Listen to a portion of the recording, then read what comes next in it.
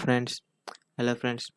आज हम देखने वाले हैं concept of system chapter 2 IS में इंट्रोडक्शन सिस्टम के अंदर हम जो कॉन्सेप्ट ऑफ सिस्टम देखने वाले हैं उसके अंदर हम बेसिक से स्टार्ट करेंगे।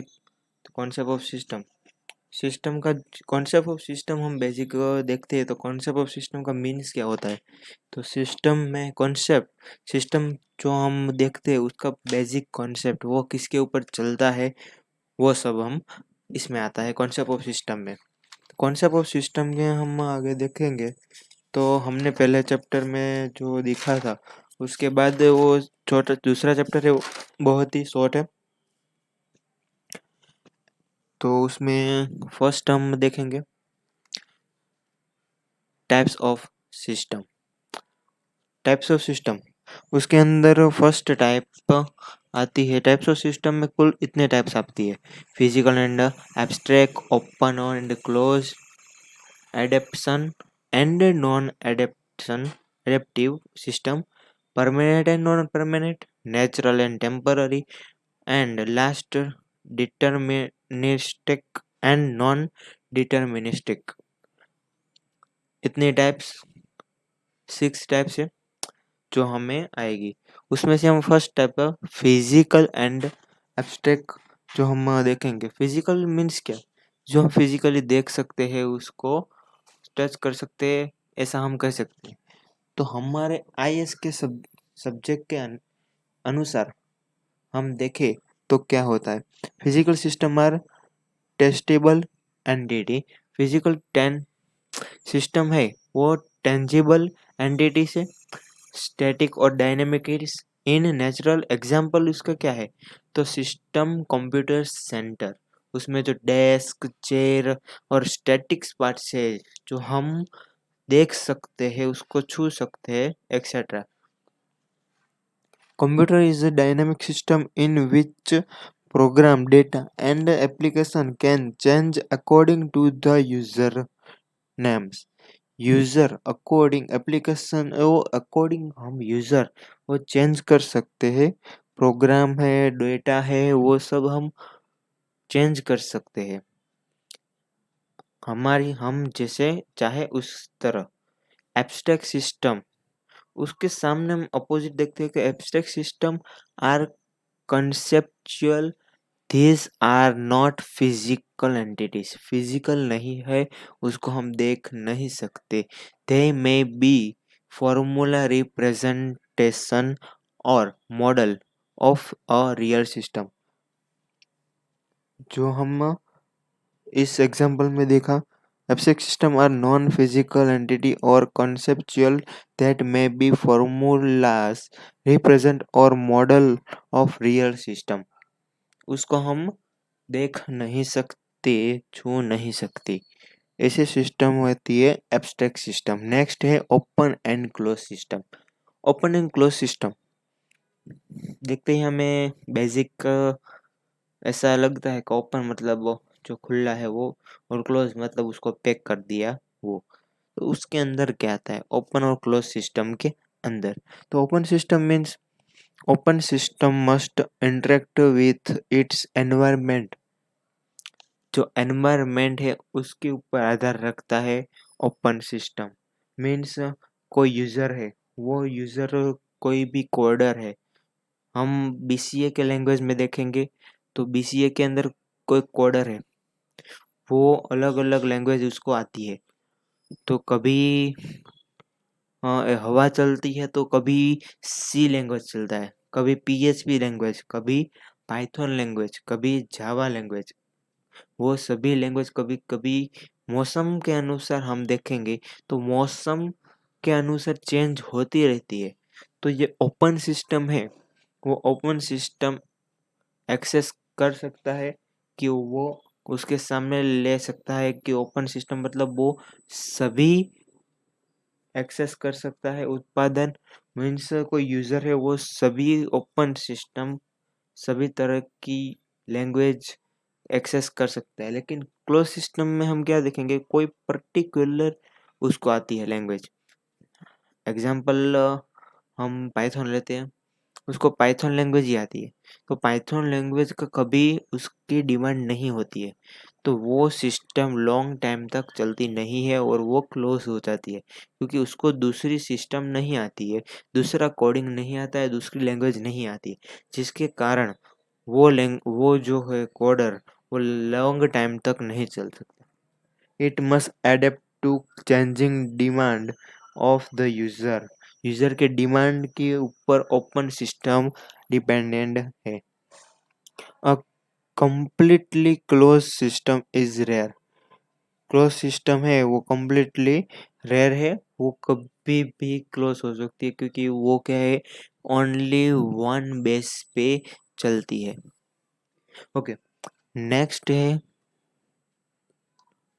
ये हमने ओपन का देखा,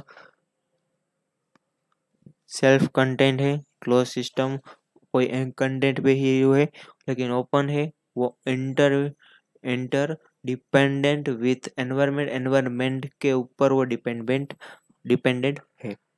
नेक्स्ट है एडेप्टिव विसेस नॉन एडेप्टिव सिस्टम। एडेप्टिव और नॉन एडेप्टिव सिस्टम में हम देखेंगे adaptive system. Okay, adaptive system means what is adaptive system?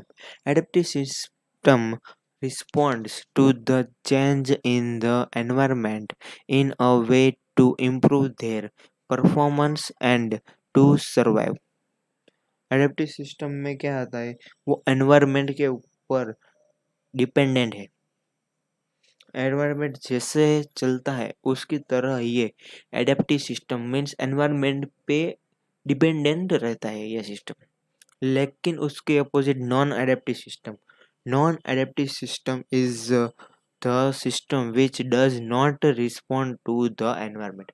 Environment के ऊपर कोई भी रिस्पॉन्ड नहीं देता, एनवायरनमेंट कोई भी हो, चाहे तंगी हो, क्या कभी तेजी हो या फिर नॉर्मल हो, कोई भी हो, लेकिन नॉन एनवायरनमेंट के ऊपर कोई भी असर नहीं पड़ती।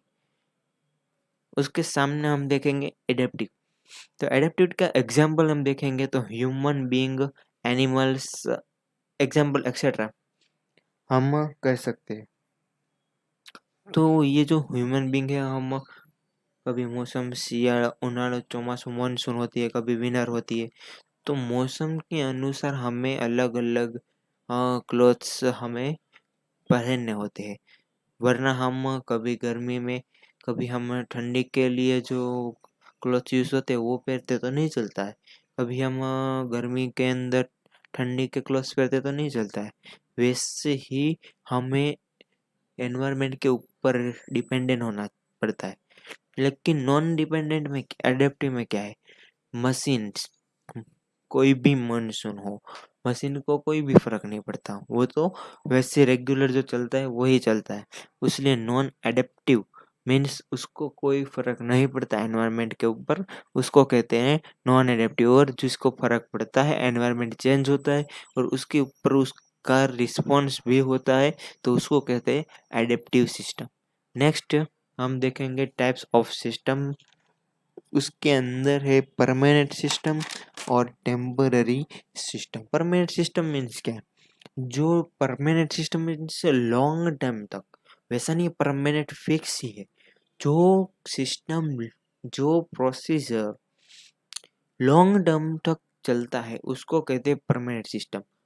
मीन्स हम देखेंगे, हम जो LIC की पॉलिसीज है, एक्सेट्रा जो भी पॉलिसीज है, या फिर का लाइसेंस का पॉलिसी है, या फिर हम जो कार्ड यूज़ करते हैं डेबिट कार्ड, ऐसा जो कार्ड है वो 5 इयर्स ऐसा कुछ उसका टाइमिंग होता है, तो वो होता है लॉन्ग टर्म। इसके हमारे हम कहते हैं लॉन्ग टर्म तक, 5 ईयर तक अभी चलेगा, तो ये लॉन्ग टर्म तक जो चलेगा उसको कहते हैं परमानेंट सिस्टम।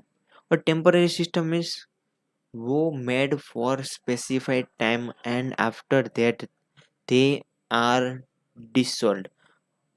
कोई हम एग्जांपल देते हैं कि वो टेम्पररी शॉर्ट टाइम के लिए ही जो वर्क शुरू होता है उसको कहते हैं टेम्पररी। हम एग्जांपल लेते हैं, कोई कंपनी से एग्जांपल हम एल&टी कंपनी को लेते हैं। एल&टी कंपनी कोई पुल बनाने का कॉन्ट्रैक्ट लेती है, तो वो 2 ईयर 3 ईयर या 4 5 ईयर ऐसा कुछ कॉन्ट्रैक्ट उसको आता है। वो कॉन्ट्रैक्ट वो पुल क्रिएट हो जाता है, बाद में ये वो कॉन्ट्रैक्ट क्लोज हो जाता है। ओके, तो ये जो क्लोज हो गया वो टेम्पररी टाइम के लिए, परमानेंट टाइम के लिए नहीं है।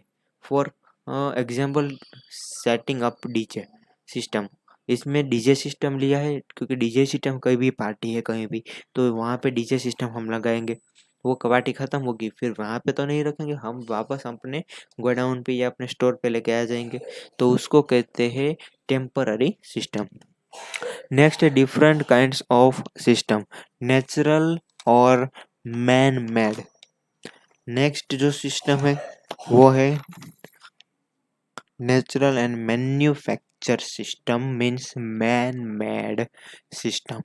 ओके, नेचुरल सिस्टम मीन्स क्या, there exist is natural or not man made. Naturally जो होता है उसको कहते हैं natural system. Natural changing is natural system, naturally changing होता है, हम उसमें कुछ भी नहीं कर सकते। जो नेचुरली गॉड ने दिया है वो हुई चेंजिंग होता है, उसको कहते हैं नेचुरली सिस्टम। जिस जैसे कि मानसून, रिवर, बाद में माउंटेन रेंज, कहीं भी ज्वालामुखी फटती है, कभी सुनामी आती है, ये सब जो है वो नेचुरली होता है, हम ला नहीं सकते। हाँ, अभी हमारे पास उस ऐसे हथियार है जिससे हम ऐसा कर सकते हैं, लेकिन हमें उसको ऐसा करना क्यों है? नेचुरली जो है उसके ऊपर से ही हम इसे हो सकता है। और दूसरा है मैन मेड सिस्टम, मीन्स जो ह्यूमन क्रिएट करता है। मैन हम लोग जो क्रिएट करते हैं, human create by is called manufacture system. The manufacture system is the man make system. Okay, short ही है, उसमें कुछ भी ऐसा नहीं है। मैन मेड मीन्स ह्यूमन, ऐसा तो हम मैन्युफैक्चर मीन्स ह्यूमन, उसमें कुछ भी दिक्कत का नहीं है, अच्छी तरह से हमें याद भी रह जाता है। नेक्स्ट है efficiency which is effectiveness. System performance के अंदर आता है, सिस्टम परफॉर्मेंस है उसके 2 वे से, इफिशियंस और इफेक्टिवनेस। उसमें फर्स्ट है इफिशियंसी और इफेक्टिवनेस। अब हम कहेंगे कि व्हाट इज इफिशियंसी और व्हाट इज इफेक्टिवनेस। तो हम फर्स्ट देखेंगे efficiency. If efficiency is measured by what is produced divided by what is consumed. It can range for 0 to 100। इसमें बेसिक हम देखेंगे, इसका हम जो ये चार्ट है उसके ऊपर ध्यान नहीं देते, हम बेसिक कहते हैं कि व्हाट इज इफिशिएंसी। इफिशिएंसी का मतलब हम जनरली हमारे लैंग्वेज में क्या है, नॉट IS के लैंग्वेज में, तो हमारे लैंग्वेज में हम देखेंगे तो इफिशिएंसी मीन्स, हाँ मैं एक एग्जांपल लेता हूँ। आपकी या मेरी जो गाड़ी है, बाइक है, वो हम चलाते हैं, और वो जो चलाते उसके अंदर चलाने के क्या पेट्रोल चाहिए, डीजल चाहिए या CNG चाहिए, वो हम डालती है।